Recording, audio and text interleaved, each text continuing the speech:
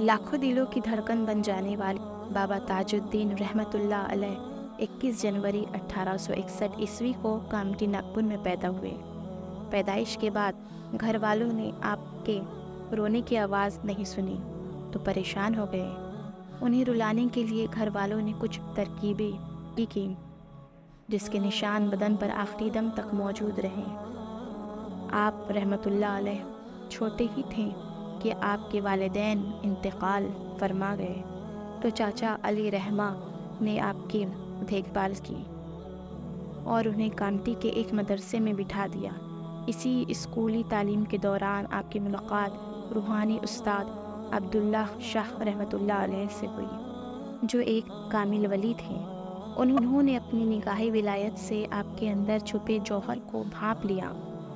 انہوں نے حضرت بابا تاج الدین رحمۃ اللہ علیہ سے فرمایا، کم کھاؤ، کم سوؤ اور کم بولو، قرآن کی تلاوت کرو۔ ان نصیحتوں پر عمل کرنے کی برکت سے آپ کی روحانی دنیا میں ایک انقلاب آ گیا اور لوگوں سے دوری بنا کر تنہائی پسند فرما لی۔ سن 1821 عیسوی میں 20 سال کے ہو گئے تو ناگپور آرمی میں بھرتی کر دیے گئے۔ سپاہی کی حیثیت سے زندگی گزارنے کی وجہ سے آپ کو اپنی روحانی پیاس بجھانے کے لیے بہت کم وقت ملنے لگا۔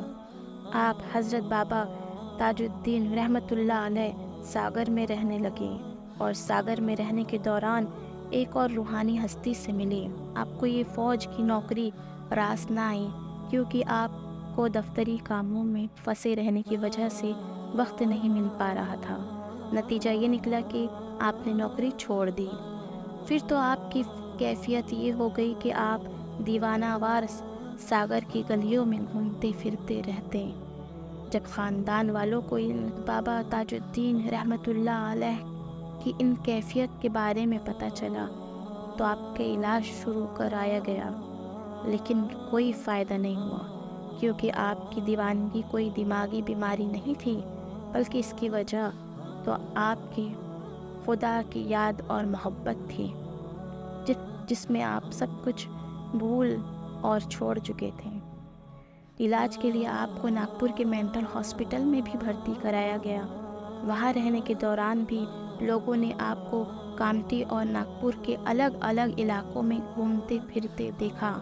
بس اسی معجزے کو دیکھنے کے بعد پھر کیا تھا کہ تمام چھوٹے بڑے یہاں تک کہ بڑے بڑے افسران بھی آپ کے عقیدت مند ہو گئے۔ یہاں تک کہ ناگپور کے راجا راگھو راؤ جی بھی آپ کی زیارت کے لیے اسپتال جانے لگے اور آپ کے عقیدت مند ہو گئے۔ 2000 کی ضمانت پر راجا راگھو جی نے حضرت بابا تاج الدین رحمۃ اللہ علیہ کو اسپتال سے چھٹی دلوائی اور اپنے محل لے گئے۔ حضرت بابا تاج الدین رحمۃ اللہ علیہ دکھیوں کے مسیحا تھے، اس لیے محل میں رہنے کے دوران بھی لوگ آپ سے فیض حاصل کرنے کے لیے برابر آتے رہے، جن میں ہر دھرم ہر مذہب کے لوگ شامل تھے۔ آپ تقریباً 65 سال کے ہو چکے تھے، بہت کمزور ہوتے جا رہے تھے۔ آپ کی طبیعت خراب رہنے لگی۔ آپ کے علاج کے لیے راجا راگھو جی راؤ نے ناگپور کے بڑے بڑے ڈاکٹروں کو بلایا، لیکن کوئی فائدہ نہیں ہوا۔ آخر کار آپ کا آخری وقت قریب آ گیا۔ پھر آپ کی مرضی سے آپ کے دیدار و سلام کے لیے محل کے دروازے کھول دیے گئے۔ لوگ آتے، آخری دیدار کے بعد واپس ہو جاتے، یہاں تک کہ 17 اگست 1925 کو آپ کی روح بدن چھوڑ کر چلی گئی، لیکن آپ کے عقیدت مندوں کے دلوں میں آج بھی موجود ہے۔ آپ کا آستانہ ناگپور میں مرکزی عقیدت ہے، جہاں لوگ حاضر ہو کر فیض حاصل کرتے ہیں۔ آپ کا سالانہ عرس ہر سال 26 محرم کو ناگپور میں منایا جاتا ہے۔ اس سال بھی حضرت بابا تاج الدین رحمۃ اللہ علیہ کا سالانہ عرس 14 اگست 2023 کو منانے جا رہا ہے۔ بے شک ولی اللہ تو ہمیں اللہ کے قریب لے جاتے ہیں، لیکن دیکھنے میں آتا ہے کہ اس میں جا کر بہت سے لوگ غیر شرعی حرکت بھی کرتے ہیں۔ تو ہمیں احتیاط کرنا چاہیے کہ ہمیں بزرگان دین کی زیارت کے لیے، ان کے قبر مبارک کی زیارت کے لیے تو جانا چاہیے ہی، لیکن وہاں پر ادب اور احترام کے ساتھ تھوڑا دور ہی کھڑے رہیں، اور بزرگان دین نے ہمیں جو تعلیمات بتائی ہے، جس طرح وہ اللہ کے قریب تھے، ہمیں بھی چاہیے کہ ہم بھی ان کی تعلیمات پر عمل کر کے اللہ کے قریب ہونے کی کوشش کریں۔ انہیں سننے میں جو بھی غلطی ہوں گی، اللہ رب العزت سے دعا ہے کہ معاف فرمائے۔